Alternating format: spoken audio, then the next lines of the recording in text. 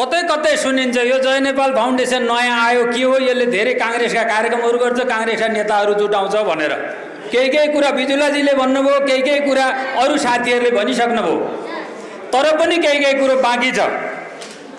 अहिले जितनारायणजीले भन्नुभयो गगनजी तपाईँ जसरी दौडिराख्नु भएको छ त्यसरी दौडिनुहोस्। म पनि त्यही भन्ने मान्छे हो। आजभन्दा 20 वर्ष अगाडि गगनजी सँगसँगै हिँडेका मान्छे हो हामी। आदरणीय यादव पण्डित त्यति बेला महामन्त्री हुनुहुन्थ्यो, उहाँ अमेरिकामा हुनुहुन्छ। अमेरिकामा जय नेपाल अन्तर्राष्ट्रिय फाउन्डेसन भनेर दर्ता भएको छ। एउटै नामको यहाँ शाखा नहुने रहेछ, यहाँ दर्ता गर्नलाई चाहिँ अलग नाम बनाएर यहाँ जय नेपाल फाउन्डेसन दर्ता भयो, उहाँ जय नेपाल अन्तर्राष्ट्रिय फाउन्डेसन दर्ता भयो। तर यसको दर्ता हुने क्रममा धेरै मार्मिक कुराहरू छन्। नेपाली काङ्ग्रेसलाई गाइडलाइन दिन हामीले किन सकेनौँ? आज 35 वर्षसम्म नेपाली काङ्ग्रेस कता विचलित भयो?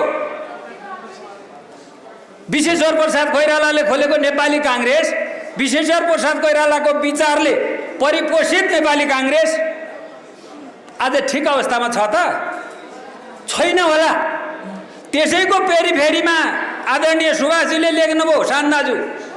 यो सान्दाजुको बारेमा त धेरै कुरो साहित्यकार आदरणीय शङ्कर भाइले आदरणीय तुलसी दाइले गरिसक्नुभयो। त्यसैमा हामी धेरै रुमल लिन पनि जरुरी छैन। म बिपी कोइरालाले किन काङ्ग्रेस बनाउनु भयो र जय नेपाल फाउन्डेसनले कसरी काङ्ग्रेस बनाउँछ भन्ने कुरो केही राख्न चाहन्छु।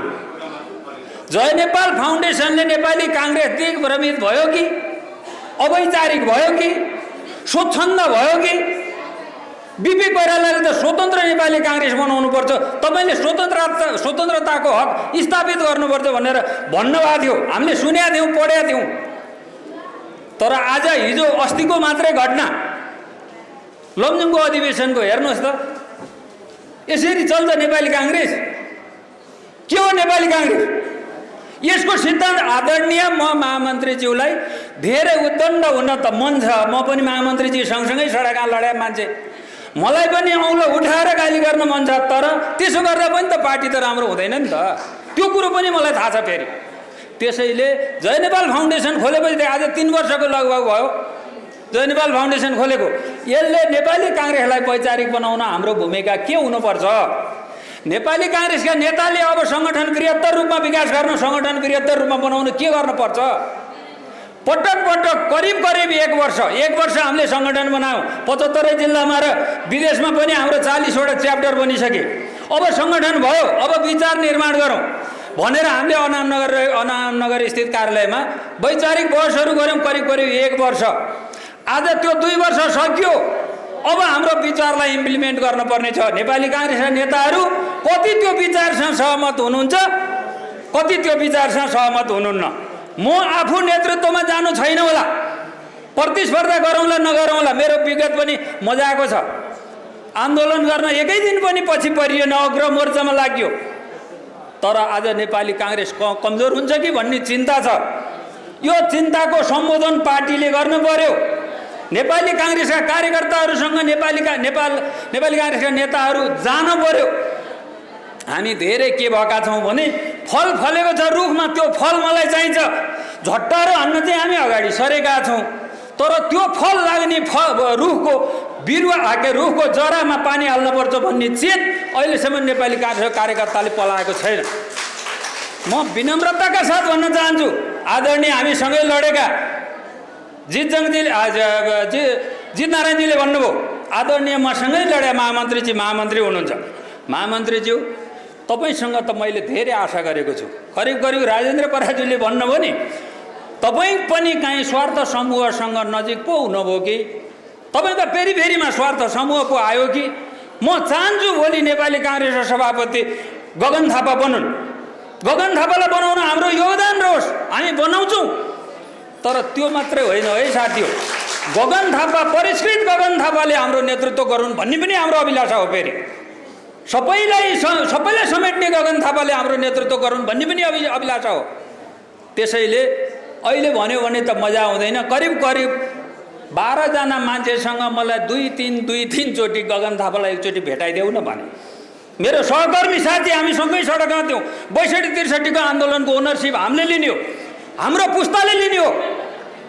53 साल भदौ 6 गते बस पार्कमा म चाहिँ नि नेपाल बन्द गर्न भनेर जाँदा दिनभरि ट्रकमा राखेर म एकजनालाई दिनभरि पुलिसले कुट्या छ।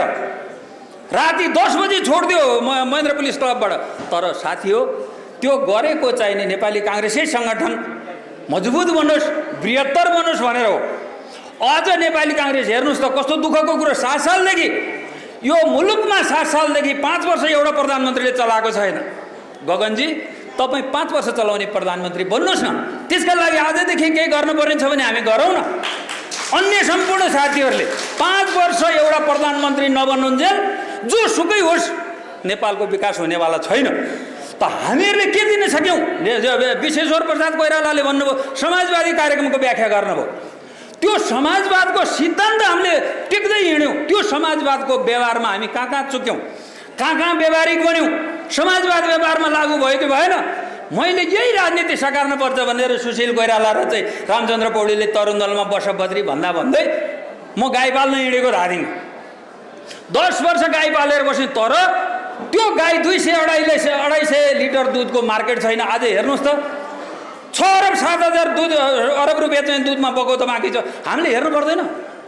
नेपाली काङ्ग्रेसको काम के हो भने नेपाली काङ्ग्रेस यो मुलुकको सबैभन्दा सक्षम पार्टी हो भने आज निरीह हेर्नुहोस् त हामीले लडाएर। गगनजी, तपाईँ हामी काँधमा काँध मिलाएर होइन राजा फालेको। त्यो ज्ञानेन्द्रको पार्टी आज हामीसँग कम्पिटिसन गर्न आइपुग्यो। किन? अब हामी एकचोटि फेरि पछाडि फर्केर हेर्ने हो कि सिरियस भएर सोच्ने हो कि नेपाली काङ्ग्रेसलाई व्यावहारिक बनाउनका लागि हाम्रो भूमिका कहाँ हुन्छ, कति हुन्छ, त्यसमा हामी दत्तचित्त भएर लाग्ने हो कि भनेर जय नेपाल फाउन्डेसन खोले।